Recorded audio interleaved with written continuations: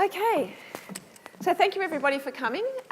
We are hoping to have an exciting session which is wedged between chocolate and beer, and I'm not quite sure what that means about your digestive systems, but that's the reality we've got here today.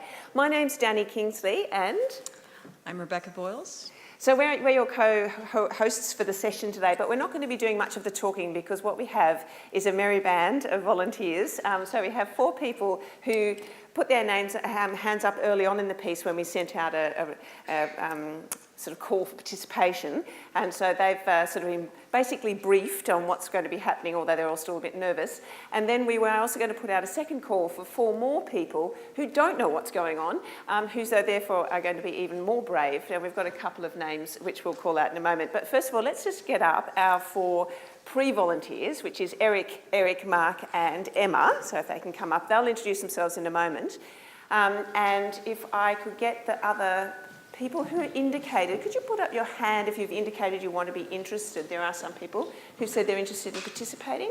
We've got somebody there, somebody there, somebody there. There's a kind of hand like that. Somebody there. Okay, so yeah, just come into the middle. Yes, right.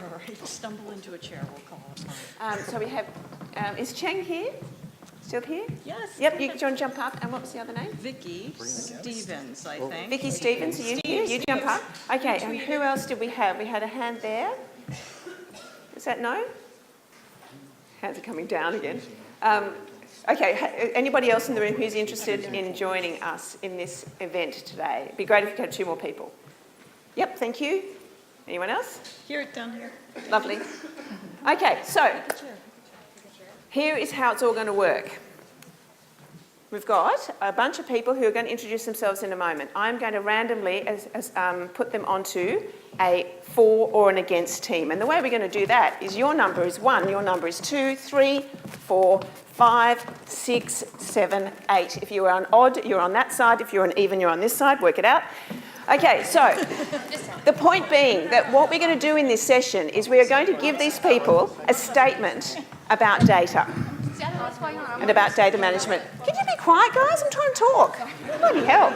Okay, so we're going to give them a statement about data or data management, and they have to argue the for or the against, depending on what team they are on. So this group is the against team, and this group is the for team. So it might be that they're having to present an argument that is against what they personally believe.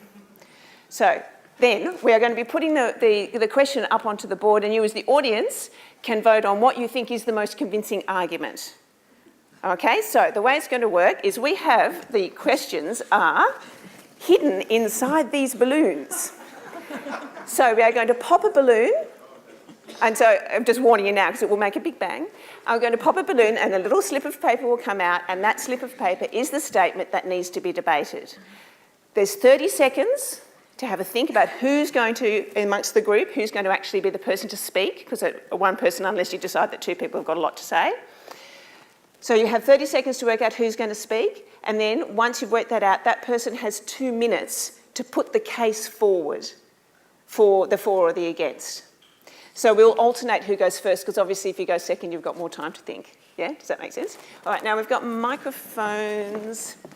You've got a microphone there and you've got a microphone there, so you can just pull it out. You don't have to leave it on the stand, you can just pull the microphone out. All right, so we also do have chocolate.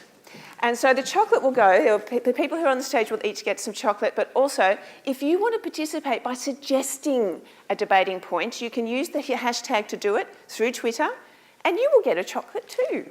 So there you go, there's some incentive. But first of all, perhaps if we can just quickly run along and just say, you might want to use the microphone. So grab the microphone out, we can just practice that's all working.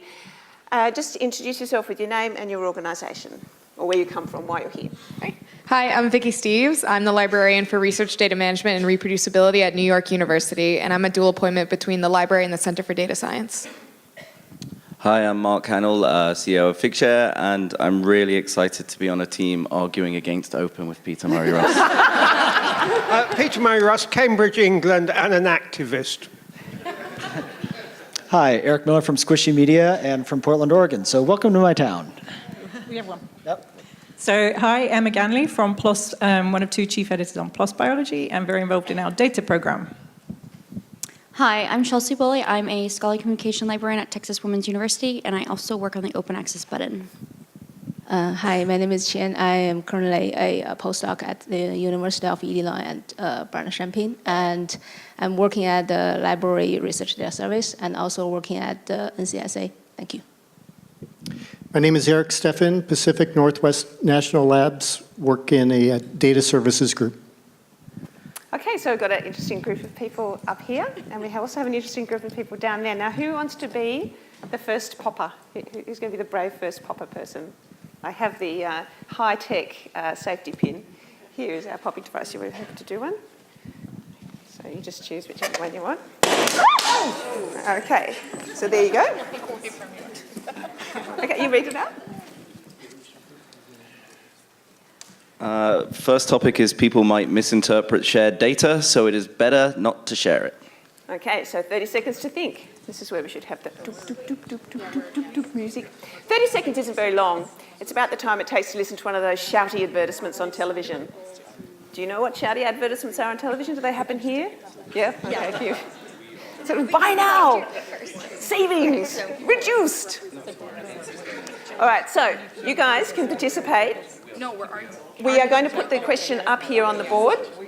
So I'd suggest that you listen to both sets of the answers before you actually vote on your thing. How's the time going? Did you do the 30 seconds? Okay. All right. 4, 3, 2, 1. Okay, you guys can start. So whoever it is that's going to be... Go, 2 minutes?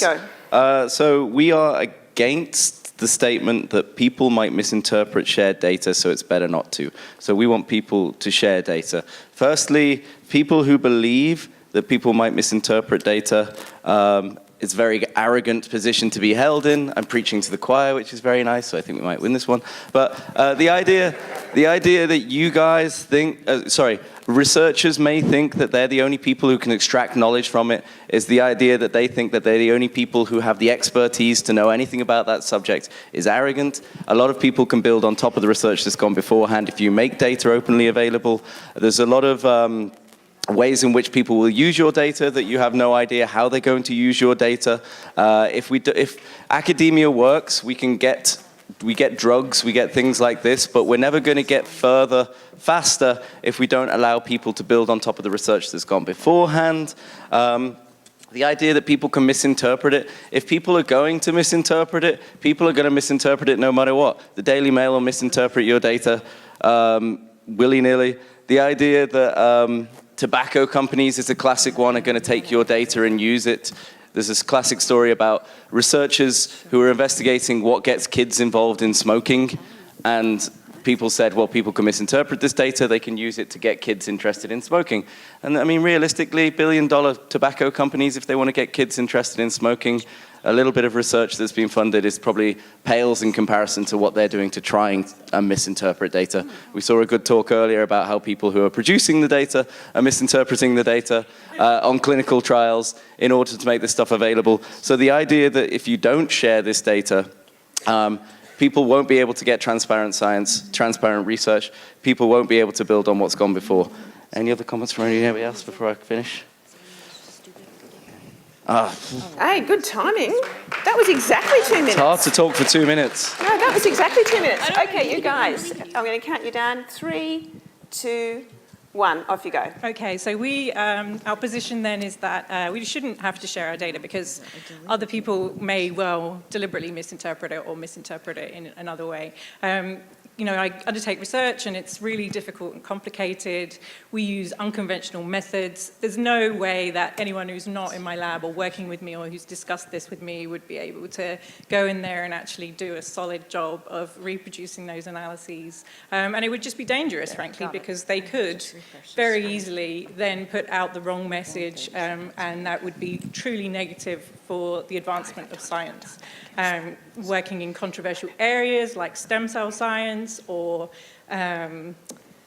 climate change, we perhaps wouldn't want these data to be available. We don't want the protagonists to go out there and have access. We don't want them to be able to then mismanage really loudly and vocally to the public and massage their message accordingly.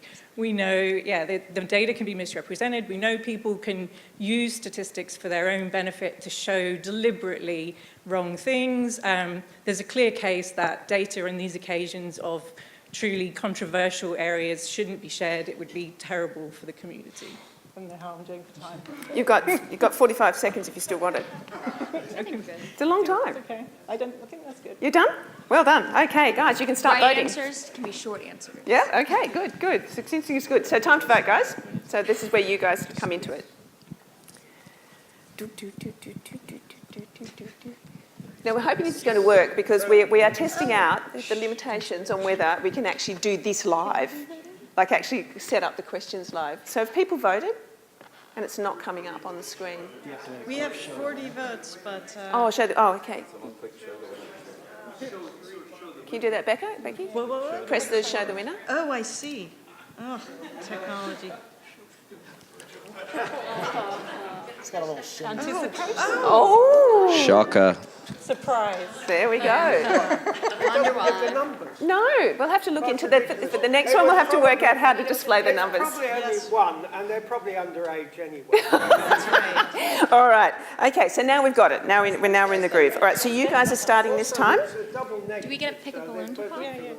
Okay, so who wants to Can pop? I do it? Yeah, This is so exciting. Okay. there we go. Oh, there it is. I clearly like doing this too much. Okay. So read it out. Shared data could get scooped, preventing the originators from getting getting other papers out of it. So, Could you repeat that, please? Sorry. It's really hard to read. Okay. Yeah, Cool. That's a good idea. Shared data could get scooped, preventing the originators from getting other papers out of it. So the idea being so you guys start talking. So the idea being that if So you are we for it? share your data We're before against you've that? published all of the articles from that data, the risk is that you will lose the opportunity Oh. to publish further articles from it because people will scoop you.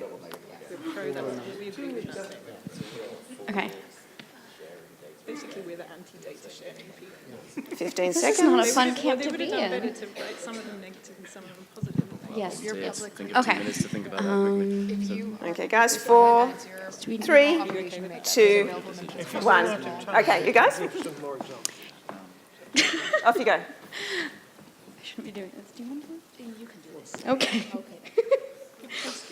Yeah, no, by sharing your data, and you want to get all your papers out of it, you did all the hard work, you gathered the data, you did your research, you should be able to get every single bit of publication you can out of it, and by putting it online, someone else could do it before you. That's terrible. But gathering the data for 10 years, slaving away, doing all this research, doing all the analysis, and then someone else is going to take it? Psh.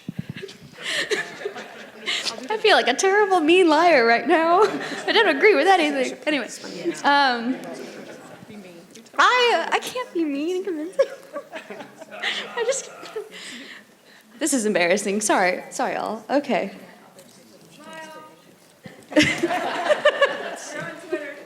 Oh, lovely. Do you want your teammates to All right, we're gonna split this up. So she's been gathering her data for 10 years. It's a complete longitudinal study. It's on some endangered species. She's been collaborating with people in lots of different places. And she really wants to carry on gathering data, but she wants to publish about it continuously and make ongoing observations over time. And she really doesn't want to let that data be available to anybody else because it's hard-earned data and really difficult to gather.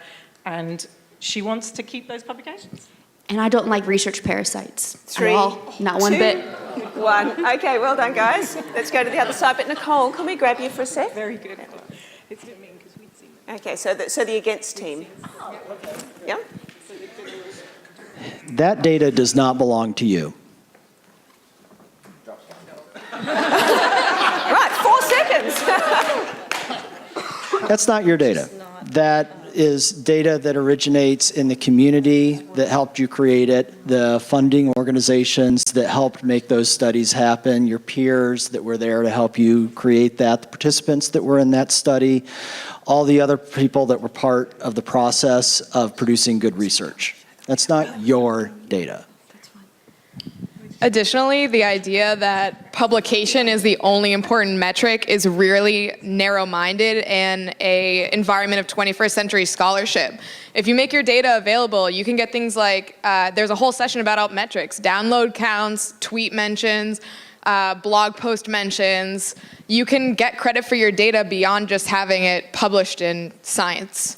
And the idea that you're narrowing your scope so far to say this is the only thing that matters is short-sighted. So Matt Todd in Australia is collecting data on malaria. He's making this data available as soon as he gets it, within minutes. And because of that, he's getting people from all around the world who are contributing to this. He had one company who did a week's work in their laboratories for free because they wanted to come up with a new drug. That was actually a different project. But 10 so. seconds.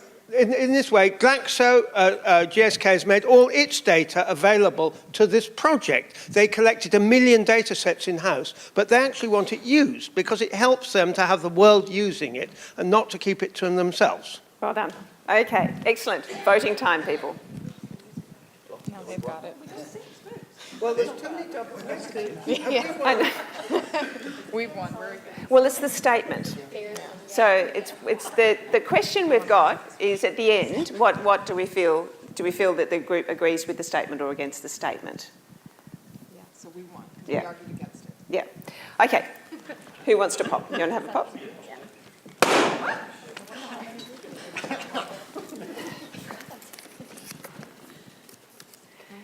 Now, this reminds me of a magic trick that I watched when I was a kid. You guys got 30 seconds, I'm counting.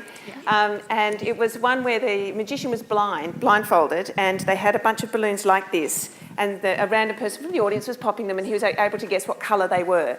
And my dad said, well, I know how he does it, because I was amazed. I thought it was just, the most incredible magic trick. But it was all about the noise the assistant was making when they popped. Ooh, ah, ee! And they were all obviously codes for the colour, and that's what that just made me think of. So there you go. All right, so off you go. If your funder doesn't require you to share... On. Yeah, sorry. These go. Oh, yeah, you read it out? Read it out? Yeah. If your funder doesn't require you to share data, you don't need to bother. So you'll have to whisper quietly amongst yourselves. Off you go. So we're against. We are arguing for data sharing if your funder requires it. So one, if you're getting funded by a national organization, you're getting funded by the public, and you ethical institutions to give data public. You guys can discuss this amongst yourselves while these guys are discussing it. You do have that option. But this is specific to if you're not. So if this is like a pharmaceutical trial. So like a pharmaceutical. All right, 5 seconds. So they're saying you don't have, we're saying you do have. Okay. All right, your 2 minutes starts now. Off you go. Who's talking? 2 minute round. Let's go. Okay, well, why should you publish data? Why should you share it? There's probably 3 reasons. One is a moral one, that we are on this planet and we want to do the best for all of us and so on. So fundamentally, we actually want to make the world better, and sharing data makes the world better. Next is ethical, that we're actually expected by the community to do something. We're given money on that behalf, and that's really our contract between the people who support us, the people who support our institutions. They expect us to deliver something back to the community. And then there's ourselves. We actually profit personally from giving. If you haven't given, you don't understand actually how valuable it is to give. So very recently, I did a completely open science project where all the data was made available on day one. It was harder work, but it made me feel better at the end of it because I had actually done better science by making my data available. Whereas if you keep it to yourself, your science is actually worse than making your data shared with other people. Preach. Yeah, old metrics, I suppose. There's the idea, again, it's the personal benefits, not necessarily just the personal benefits in terms of feeling good about yourself and the warm, fuzzy glow. There's also the idea as well, Heather Puvar, who's here, has written a paper about making your data available is associated with increased citation rates behind papers. So if you want to get ahead in academia and you're still going to play the game of publishing papers and you want more citations and a H-index that's bigger than 3, which is what mine is, make your data available. You'll be able to get more citations for your papers. You'll be able to move further faster in your career. Oh, and you've done. Bo Sanders. Well done. Excellent. Okay. Just before we start the other side, we've had some nice tweets coming through, but we haven't had any questions or data sharing statements coming through. So if you do have one, please send it through on Twitter, because otherwise we can't ask it. Okay, off you go. Okay, then first, most important thing is that if the funder doesn't require that, we don't have such motivation to do that. Yeah, so, and the other thing, most importantly, also equally important, is that like, whenever we want to publish something, it takes a lot of time and efforts and a lot of energy to do that. For my own experience, like if I want to publish a data set, I have my original, maybe some documentation for my data set, but when I try to publish in, data repository, it has their own, standards and requirements and, some required fields to do that. So in that case, I need to, modify my original documentation, and that takes a lot of time. And I could supposedly to take such time to do more research in, and to make more contribution to another new research subjects. So yeah, so that's why I think that we don't need to bother to do that. And yeah. So also another really big issue in the sciences is that typically the researchers are funded just to do their research, produce the data, and any websites set up to share data are taken down when the funding's no longer there to maintain them. So in essence, there really should be no motivation to share data. And finally, we think screw feeling good about yourself, frankly. No, science isn't about feeling good about yourself. We're on tenure track. We've got things to do. If the funder doesn't say we have to do it, then really we're not going to do it. Okay, so there you go. All right. I really want to make sure you're going to say that because it makes me laugh so much. So you guys can vote. Something that didn't come up just then, but does come up a lot in the conversations I have with researchers, is the concern about collaboration. That they're concerned that if they are in a situation where they have to share their data, that they become less attractive to collaborators. So, so that is a reason to sort of not share their data. So, which is you can argue for and against, I suppose. But it's not one of the ones in here, as far as I can remember. All right, so we're on to these guys. My trusty safety pin. All right, this time I'll read it out so we all know what we're looking at. How about that for an idea? Oh, my eyes, we have to stop.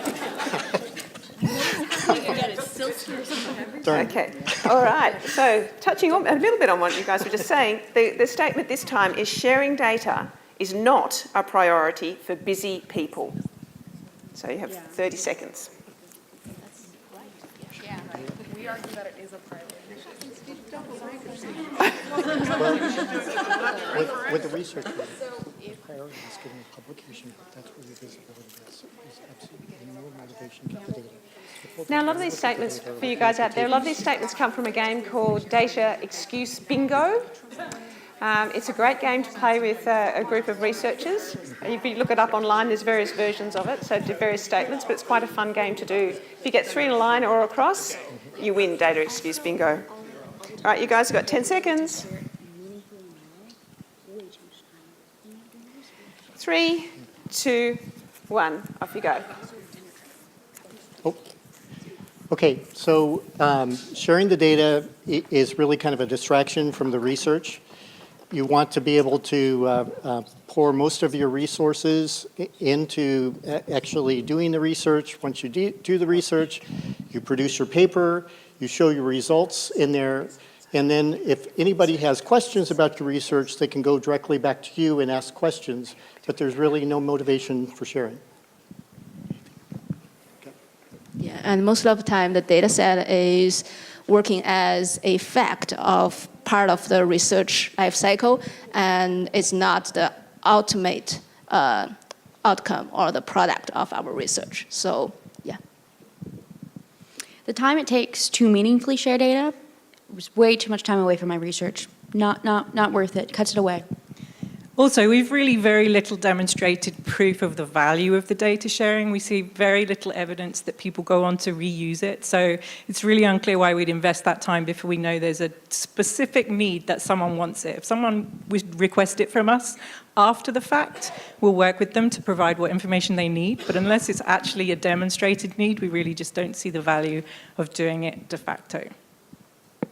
Oh, done with 15 seconds to spare. Well done. Okay, off you go. So if you front load the work of sharing data, you actually find your research process is that much more efficient as you're going. If you put everything into open interoperable formats and document things from the beginning, it's actually not any extra time when you come to the end of the cycle and people want to share your data. You can say, here's a package of all my data, all the documentation, here you go. And it's a process of iteratively doing that throughout your research. And if you're not documenting your methods and you're not keeping close records of your analysis, then you're not doing good science. The core responsibility of scientists is to be able to have others reproduce their work, and if that's not an intrinsic value to you, then your science is for shit. Pardon my language. Youngest person on the panel, obviously. Anybody else? Yeah, so in software, everybody shares their code. It's better code, it's quicker code, you get help from people and so on. So I've started doing the same with my data. Put it out there and people will come along and help you with their data, they'll comment on it, and you also know that you won't lose it. How many people have lost data? Nearly everybody puts their hand up. If you share your data as soon as you do it, you won't lose it because the whole world owns your data and not just you. And if you read this statement slightly differently as well, sharing data is not a priority for busy people.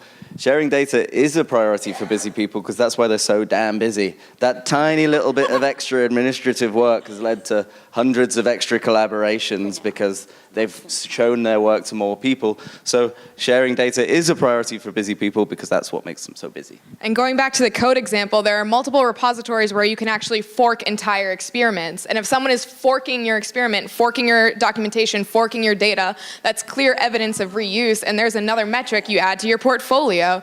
So, and it shows extra collaboration, and it really demonstrates to funders and tenure track folks that you are valuable in your field, that people are using your work, you're impactful, and could lead to some really interesting collaborations with people you may have not previously thought would make for good research partners. At NYU, we have a collaboration between someone in music and someone in astrophysics, and that was because of open data, so that's cool. Okay, time out. All right, fork me. That was lots of forks. Okay, you guys need to vote. Right. And we are now starting to get some flow-throughs on Twitter. So the next question. Let me see. There has to be a question. If not, your institute Okay, values... so guys, listen up. So this Oh, next this is your question's not question. coming out of one of these. It's from Twitter. All right. Your institute values data sharing as much as article publications. Say that again. Sorry. Your institution values data sharing as much as article publications. Okay, 30 seconds. Are we going to be nice this time? You're just enjoying the spectacle of their discomfort. Finally. Oh, I'm not that. Wait, what's. Now, we've been talking a lot about language, haven't we, today? Double negatives are coming up. is seen as a service and not as a... All right, 10 seconds, guys. So who's starting Right? first? Yeah, we get it. We want tenure. Oh, it needs to be this team. Well, All right. Masters of So you guys ready to go? yeah? Yep. Okay, well, this is a factual statement. My institution, Parce Danny, it's actually a wonderful institute, but it doesn't actually give very much help in data sharing, right? It doesn't give money to people for it. It doesn't produce the tools. It doesn't give you credit for data sharing. It does give you credit for all the text you write in papers, but in terms of data sharing, I mean, it's just straightforwardly one, it is a factually incorrect statement. And the academy hasn't really caught up with the idea of how to measure things like citation count against forks. So while we know as researchers these are really valuable output, the 60-year-old tenure track guy, who's on your committee isn't going to say, oh, like, you created Zotero. Like, that's a really cool service, but it's not an output. It's a service. And these devaluation of different types of research output really just go to show that many institutions, particularly in academia, just don't really care about anything besides peer-reviewed journal articles. I was told when I was an academic that if I got 2 publications in Nature, I'd be set for life. Nobody's ever said that to me about data or code. What about Figshare? No, I'm not an academic anymore. There's no credit for it. Feel free to cite it. Okay, you guys done? 30 seconds to spare. We are getting quick here. Okay, off you go. I love my institution for supporting data sharing as much as research publications. They're enlightened. They're forward-thinking. They're a great institution to work for. I feel proud. I feel like all my research is respected, that I get credit for every bit of my research, that it's not just the publications anymore, but they recognize that all of research, all of science is also the data. It's also the code I put for it. And the fact that they want to recognize it makes me such a happy employee. And I feel on a quicker track to tenure, and I'm enthusiastic. And my colleagues are loving it, that they provide us education of how to do this right. We have a great data repository, it's amazing. And I get constantly wonderful feedback from my department chair. It's fantastic. Great institution, recommend everybody do it. Finally getting credit for all my research, it's great.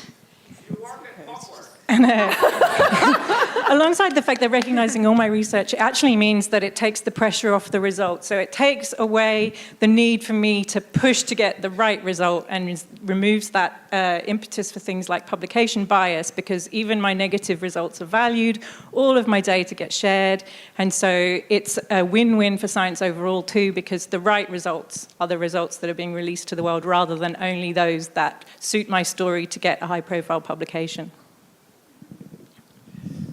The other thing that my institution does is puts out a DOI for every one of the data that I produce, so that it's citable, it has every bit as much value as a publication, because it's out there, and it's something that we also have licensing on as well, so that we get both credit and we have protection for our data. And another thing is that usually the institution is the first agent that we get the most, the latest funding agency policies about the research funding. So that helps a lot. 10 seconds. And thankfully, through this data sharing policy, I've had multiple people cite my data, and I feel even more accomplished as a researcher. Research is research, and all of it should be shared, and I feel proud that my university does that.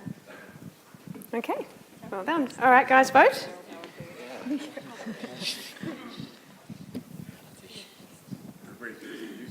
trying to work out how many people are actually in the room so we can know when the voting's happened. You just don't like us, don't you?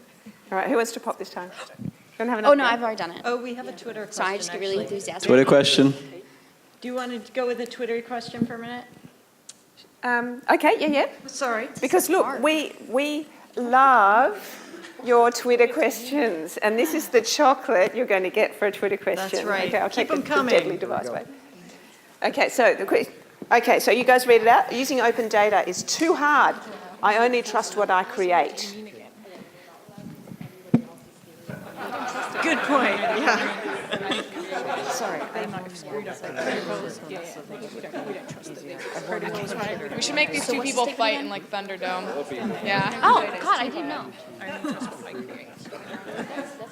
I don't know. They didn't also. Okay, 10 seconds. Their cell lines. We don't know how good they are. Where were they educated? And we're starting with the 4 team. I was educated at Oxford, PhD student could have been generating very shocking data. Harvard. We're Harvard and Oxford researchers. All right, you're on. Can't trust those people. You're on, guys. Our research team, educated at Harvard, Oxford, and Cambridge, all of us, we know what we're doing. I don't know if those people do. We don't know if we can trust their data. Who made it? How do they know what they're doing? Do they have sound methods? I can't trust them. Why would I want to use their data? We know, yeah. Yeah, we don't know if they authenticated their cell lines. We don't know if their grad student was hungover and was producing really shonky data that day. We don't know. We don't necessarily know how many replicates they undertook and really how well they did it. And it's not properly reported in the paper. So, frankly, the level of trust here in what they've done is very low. And typically in open data, not only do you have those things, but you also don't have uncertainty that's communicated typically with the data, error bars. You don't know the context in which the experimentalist was doing the experiment, so you know it's relevant for your research. The first important thing I want to use others' data sets is I would like to validate and verify their data sets to make sure that their research conclusions are correct. So if they don't have a very detailed documentation for that, I will doubt what I'm looking at is useful or not, and is it correct or not. If I use it and without verification, then I'm afraid that in my later publication, my this original data set is wrong at the very beginning. Yeah. Yeah, and we also don't know if they've selectively reported. So they could have held back a whole bunch of their data and only given us the positive results that they wanted us to see. So again, we just don't know that it can be trusted to build our own work on top of someone else's data that we don't really know how good it is too much of a risk to spend our research dollars that way. Okay, good timing, exactly time. Off you go. So the best part about being a scientist is having critical thinking skills. So when I see somebody's data that's open, I can say, hey, I want to look at this data. I'm going to read their paper and their methods. And if this data isn't good, I don't have to use it. So, I mean, it's just as easy as 1, 2, 3. You can evaluate the data. You can, hopefully, if you are a scientist of a decent level, you can look at somebody's data and tell if it is shoddy or not. If some grad student is hungover and inputted 1,000 wrong variables and you look at the data and you read the paper, the best case scenario is you should be able to realize that and not use it. Science is self-correcting. These things aren't just going to go unnoticed. Yeah, many eyes makes all bugs shallow. If the data isn't open, I can't trust your paper full stop. Regardless of anything else, I can't trust your data full stop. So using the open data is too hard is not true. We had a good example recently where somebody had made the data openly available for a science paper. It's only when somebody went to reuse that data that they realized the paper was made up, by which time the person had been offered a job at Stanford, I think, and that got retracted. What about Princeton? Thank you. At which point, you get a chocolate. He's still looking for a job. At which point, it shows that using open data is really easy to do, and it helps self-correct academia. So the best known project of all with open data was the Human Genome Project. Who's heard of the Human Genome Project? Put your hand up. Right? Every day, all the data was put out straight from the experiment and the whole world could see it. Now, was it right or was it wrong? Well, because it went out openly, the world was able to correct it and edit it. We had hundreds of revisions of the genome. It isn't something static. It's something that you work on all the time, and you can't do that unless the data is completely open. How are we doing on time? 5 seconds. Yeah. You start next time, all right? Okay, so we've got another tweet question. So the question is, I'm an early career researcher finishing my PhD. If I share all of my data, I'll have to switch careers and go into publishing.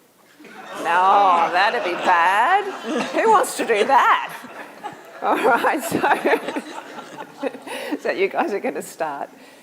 So we're saying you don't have to go into publishing. You're saying that her career or his career would be. Just starting with an anecdote, I was an early career researcher finishing my PhD. I made all of my data available, and I didn't technically go into publishing. I went into a technology company. Owned by a very large publisher. So none of my group went into academia. There are careers other than being a professor. They went into all sorts of high-tech industry, and because they'd published their data and they published their software, people knew about them, so they got jobs offered. They knew how good they were because they could see what they were doing openly. Going into publishing is not that bad. I mean, 99.5% of academics in the UK don't end up being PIs, so that's the main career, that is a main career track. It is an alternative career, and you know, it's like getting tenure. You have a permanent job. You don't have to worry about losing your job in the next 6 months, which is quite fun. And beyond that, there are so many platforms for publishing your data that you can really just upload it somewhere, add a few like tag words, fill in some metadata, and then you're there. I mean, Figshare is one example of that. There's OSF, there's GitHub. You can put your data on GitHub. So, I mean, there's, yes, I like publishing too, but there's so many platforms that publishing your data is not hard and does not require you to go into publishing. That's just a really slippery slope argument. It's a logical fallacy, and done. Oh, well done. 10 seconds to spare. And the 14. Well, I can speak from experience that as an early career researcher, I didn't share my data and I still went into publishing. So this question is put together. But actually, you know, also I know that when I collected my data as a grad student, I was quite hungover. And frankly, if I shared it, it probably would be catastrophic for my career going. So I don't really feel compelled to want to do that in any way, shape, nor form. It just wouldn't be good for me. It wouldn't be good for my PI. It's a bad idea all around. And you definitely don't want to end up going into publishing because it's a hard job. One reason I really don't want to go publishing is because I really don't want people to hate me. I don't want them to think I'm evil. So I think I just want to be a good researcher. And I just don't want to share my data. I don't want to risk it. It's too scary. No, yeah.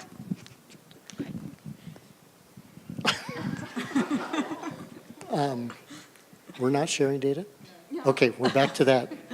Okay, well, because we're not sharing data, it's more about, it's not sharing data forever.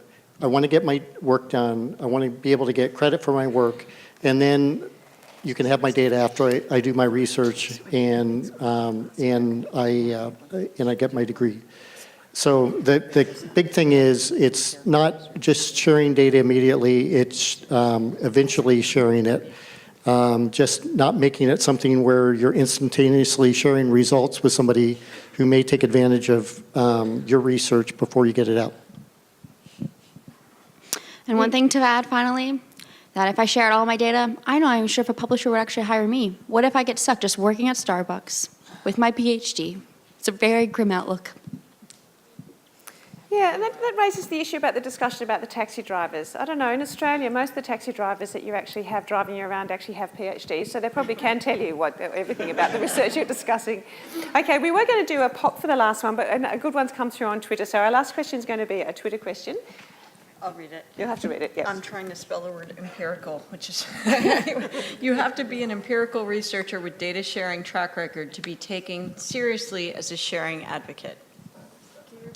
Yes, you have to be an empirical researcher with a data sharing track record to be taken seriously as a data sharing advocate. So you guys are arguing that people who are not researchers can't advocate. Yes. Yeah, right.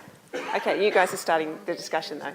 So you've got 30 seconds, or probably about 20 now. Oh, it's not on the screen though. I can't read it. Can you get it up on the screen? I'm working on it. Okay.